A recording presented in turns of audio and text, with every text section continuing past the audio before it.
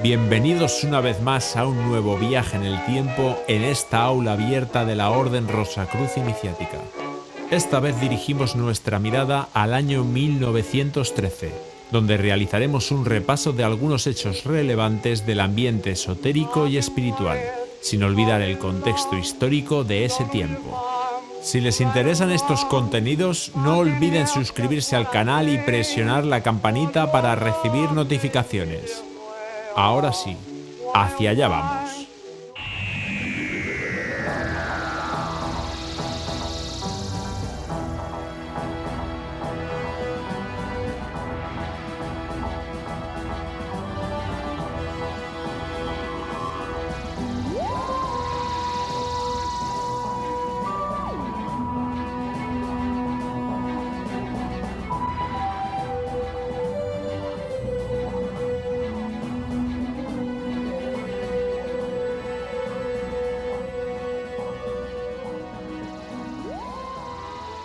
La década de los años 10 del siglo pasado fue fecunda en la difusión del neorrosacrucismo, es decir, en aquellas escuelas rosacruces que no tenían una conexión directa con los manifiestos originales, pero que buscaban retomar los ideales rosacruces y adaptarlos a la época moderna, atrayendo a nuevos seguidores ávidos de explorar las profundidades del conocimiento esotérico. Muchos de estos movimientos tenían conexión con otras corrientes que tenían gran difusión en ese momento, como la Sociedad Teosófica, la Ordo Templi Orientis, Otto, grupos herméticos y varias líneas masónicas que eran críticas con cierto grado de inercia en el que había caído la masonería, buscando por lo tanto profundizar en el conocimiento hermético y místico. Estas conexiones e influencias mutuas entre diferentes corrientes esotéricas contribuyeron a la expansión y diversificación del movimiento esotérico en esa época previa a la Primera Guerra Mundial, creando un ambiente propicio para el resurgimiento de varias escuelas neorrosacruces y otras formas de espiritualidad alternativa. En California, Max Heindel y su esposa Augusta Voss habían fundado en 1909 la Fraternidad Rosacruz, autodefinida como una asociación internacional de místicos cristianos. El fin era enunciar la era de Acuario presentando una doctrina que evidentemente está influida por la teosofía blavatskiana, pero aún más por su reinterpretación germánica, especialmente por las enseñanzas de Rudolf Steiner. Steiner y Heindel bebían de la misma fuente, y es bien sabido que la primera versión de la obra, El concepto Rosacruz del cosmos, estaba dedicada al propio Steiner. Sin embargo, desavenencias anteriores entre los dos autores llevaron a Heindel a borrar esta dedicatoria y renegar del legado de Steiner, lo cual sigue siendo un tema controvertido hasta nuestros días. Mientras que algunos argumentan que Heindel copió a Steiner, otros dicen que ambos fueron instruidos por el mismo hermano mayor. Sea como sea, las enseñanzas de ambos son muy similares.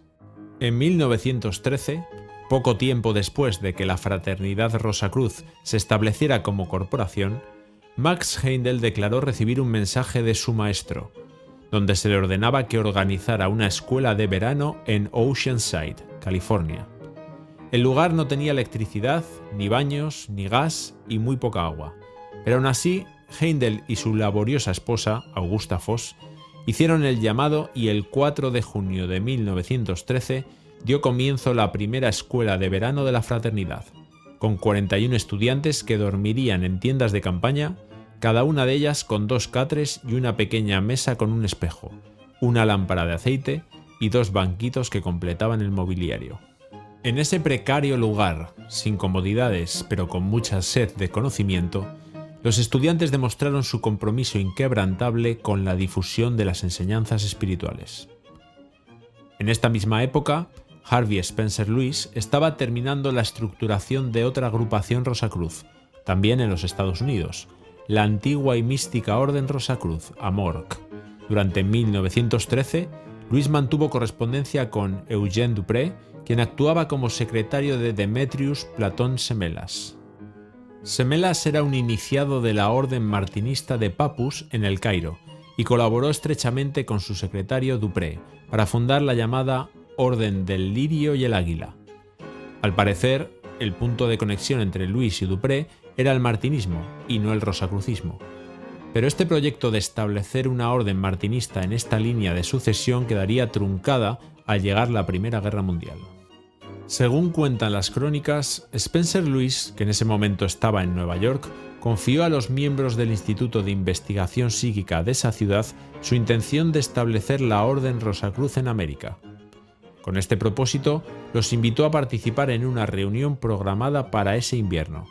Aprovechando sus habilidades como dibujante y pintor, confeccionó una carta bellamente adornada que anunciaba de manera oficial el renacimiento de la orden.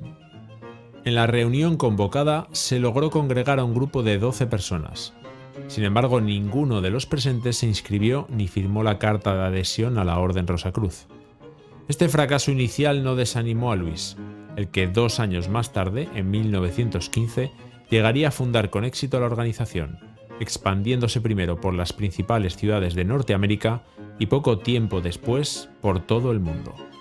Mientras tanto, la Orden del Templo de la Rosacruz, que había sido fundada en Inglaterra el año anterior por Annie Besant, James Wedgwood y Mary Rusak, se estaba instalando en California, más precisamente en Crotona, donde el 28 de enero de 1914 se colocaría la piedra fundamental.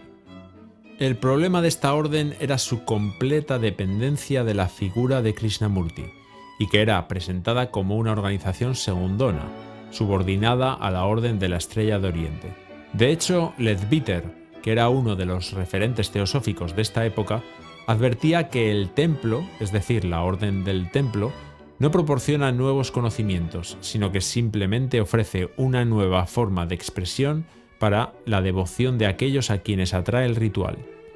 Esta sensación de que esta orden estaba sobrando y que no tenía lugar dentro del esquema organizativo teosófico, más otros contratiempos, como la irrupción de la Primera Guerra Mundial, la incursión de Annie Besant en la política de la India y la ordenación de Wedgwood como obispo de la Iglesia Católica Liberal, fueron determinantes para que la Orden del Templo de la Rosacruz se fuera debilitando poco a poco, hasta finalmente cerrar sus puertas, al menos oficialmente, en el año 1918. Crónica de una muerte anunciada. Sin embargo, había una persona a la que sí le interesaba el rosacrucismo. Estoy hablando de la señora Mary Rusak, cofundadora de la orden, quien al ver que el entusiasmo estaba mermando, se alió con Harvey Spencer Lewis en los Estados Unidos, a quien ayudó a elaborar los rituales de la Orden Rosacruz Amorc. En las publicaciones de Amorc, como en las teosóficas, se puede entrever el mutuo aprecio que se tenían Lewis y Rusak. No podemos olvidarnos en estas crónicas de otro personaje crucial en el neorrosacrucismo del siglo XX, el alemán Arnold Krumheller, también conocido como Huiracocha, el que en 1913 se encontraba radicado en México, asesorando al presidente Francisco Madero, que era su amigo personal. De hecho, en la biblioteca de Madero aún se conserva un libro ocultista sobre magia sexual titulado No fornicarás, y que está dedicado por su autor, Krumheller, como estamos viendo en pantalla. En verdad, este ocultista era médico y, como tal, cuidó la salud del presidente y lo asesoró en diversos temas metafísicos. También se dice que Krumheller se desempeñaba como espía del presidente, como uno de los 40 agentes secretos alemanes que Felix Sommerfeld, jefe de la policía secreta y director del Servicio Secreto Mexicano, puso a disposición primero para Madero y luego para Carranza. Asesinado Madero el 22 de febrero de 1913 por el golpista Victoriano Huerta, su colega Huiracocha fue perseguido y capturado, enviado a prisión considerado un extranjero pernicioso, aunque 10 días más tarde fue liberado y expulsado de México, viajando primero a Cuba y luego a Nueva York. Francisco Madero, además de ser amigo de Krumheller, había sido iniciado en la masonería en 1890, en la logia Benito Juárez de Coahuila. También era un fervoroso espiritista y durante la campaña presidencial de 1911 publicó un manual espiritista bajo el seudónimo de Bhima. El hecho es interesante, pero también lo es el seudónimo que eligió, ya que Bhima es uno de los Pandavas del Bhagavad Gita, conocido por su gran destreza en el combate y su capacidad para derrotar a poderosos guerreros en la batalla. De hecho, en esta obra espiritista hay varias referencias a la figura de Krishna y al Gita.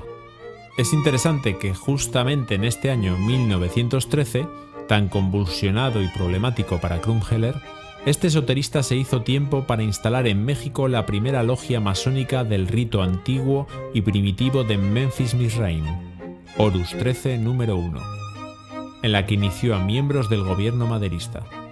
Hablando justamente de Memphis Mizraim, en este año 1913, más precisamente el 20 de marzo, cerca de Manchester, fallecía el inglés John Yarker, gran hierofante mundial de este rito, a quien le sucedería en su cargo Theodor Reuss. Yarker había sido amigo de Mazzini y Garibaldi y había colaborado estrechamente con este último en la unificación del rito de Memphis y el rito de Mizraim, a fin de dar cohesión a la masonería egipcia.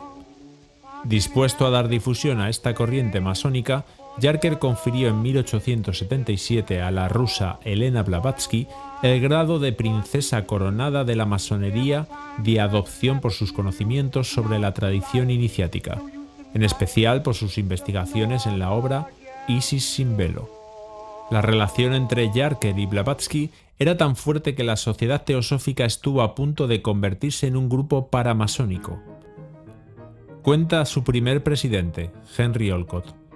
El 15 de abril de 1878 comenzamos a conversar para constituir a nuestra sociedad teosófica en un cuerpo masónico con un ritual y grados. La idea era que ésta sería un complemento ideal para los altos grados de masonería, regresando a ella el elemento vital del misticismo oriental que ésta había perdido. Ahora que regreso en mi visión a este tiempo, nosotros estábamos nada más ni nada menos que planeando repetir el trabajo de Cagliostro, cuya logia egipcia fuera en sus días un poderoso centro para la propagación del pensamiento oculto oriental. En los últimos años de su vida, Yarker se acercó a un personaje polémico que ya conocemos en este canal, a Aleister Crowley, a quien concedió los grados 33, 90 y 95, que se corresponden al rito escocés antiguo y aceptado, Memphis y Mizraim. Y a propósito, ¿dónde estaba Crowley en este año 1913? En estos días, la gran bestia estaba publicando un trabajo sobre astrología, donde contempla algunas prácticas mágicas que permitirían, según decía el autor, expandir la consciencia hasta las estrellas y los planetas. A este insólito trabajo le puso un nombre aún más insólito, digno de ser pronunciado por Mary Poppins: Batrachophrenobochosmomaquia, aunque suene extravagante, raro y espantoso. Pero si lo decimos con soltura sonará armonioso: Batrachophrenobochosmomaquia. Esta palabra está formada a partir de palabras griegas que significan batracio, mente, buey, universo y batalla, y remite a una obra atribuida a Homero por los romanos, la Batrachomiomaquia, o batalla entre las ranas y los ratones. Crowley sugería que el título debe ser pronunciado con cierta entonación mántrica.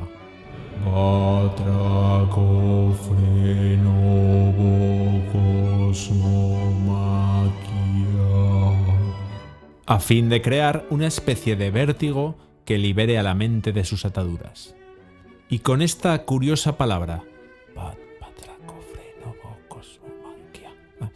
Batrachophrenobochosmomaquia, damos cierre a nuestro viaje por el año 1913. Gracias por acompañarme en este viaje. Ahora les mando mis mejores deseos de paz profunda.